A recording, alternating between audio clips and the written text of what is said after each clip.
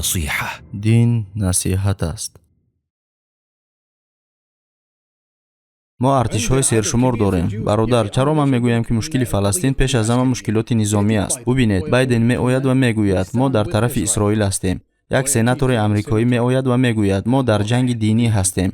آمریکا تمام فلوت را برای کمک به اسرائیل میفرستد. بریتانیا 2 کشتی حربی و طیاره میفرستد.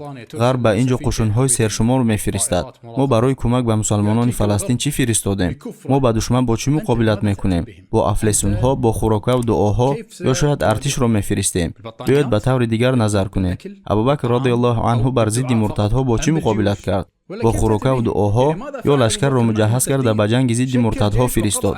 وقتی که زن مسلمان اسیر ای معتصم گفته فریاد زد، معتصم بالله چیکار کرد؟ همه ما این حکایه ها را از کودکی میدونیم. مسلمانان فلسطین به دارو و غذا نیاز ندارند، بلکه به آنها نیاز دارند که با اسلحه به آنها کمک کرده از دشمنان ایمن می‌دارند. ارتش اردن چندان زیاد نیست، ولی به الله قسم قادر است که تمام قلعه‌های یهودیان را به خاک پاشد. پس درباره ارتش مصر چی گوییم؟ آیا در حقیقت باوری دارید که ارتش مسلمانان اطراف فلسطین قادر به آزاد کردن آن نیست؟ به فکر شما آیا آنها باید انتظار شوند که بایدن به آنها اجازه دهد؟ این سفسطه است. من میخواهم به سربازان، افسران و گنرال های ما مراجعت کنم. شما خودتان میبینید که دشمنان غزه را چگونه بمباران میکنند. زنان و کودکان کشته شده، بیمارخانه ها پر از یاره‌دار شدگان پیر و جوان، پدران، برادران و خواهران شما را در پیش چشمان شما از زمین، بحر و آسمان میکشند. چطور شما به آنها کمک کرده میتوانید اگر توسط جنگ نباشد؟ برای آنها بجنگید. آخر الله متعال فرموده است با آنان بجنگید تا الله به دست شما عذابشان کند و خارشان سازد و شما را بر آنان پیروز گرداند و دلهای مؤمنان را آرام بخشد. چرا شما نمی جنگید؟ شما میدانید و دیده ایستادید که به اصطلاح پیشوایان شما چگونه از جنگ ضد یهودیان منع میکنند تا آنها آرامانه اشغال کردن سرزمین ما و شما، سرزمین اسرا و معراج پیامبر صلی الله علیه و سلم را ادامه دهند. یهودیان مسلمانان محلی را پیش کردند و آنها آهسته آهسته ولی دلپرانه با شما برای اسلام شما می جنگند. واقعا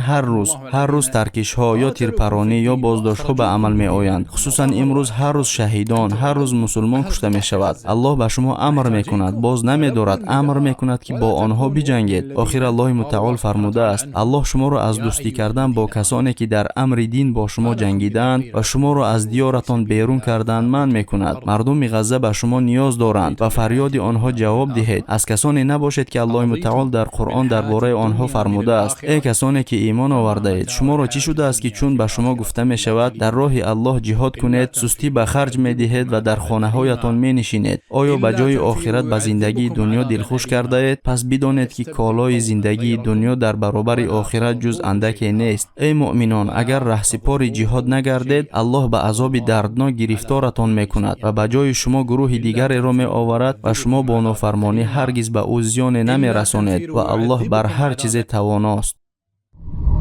тамошобинони гиромӣ, агар хоҳед ки навораҳои мо зуд ва бардавом бароянд, пас зер кардани тугмачаи лайкро фаромӯш накунед. албатта дар шабакаи мо обуна шавед ва видеоҳои моро ба дигарон бирасонед, зеро расонанда мисли амалкунанда соҳиби мукофот мегардад.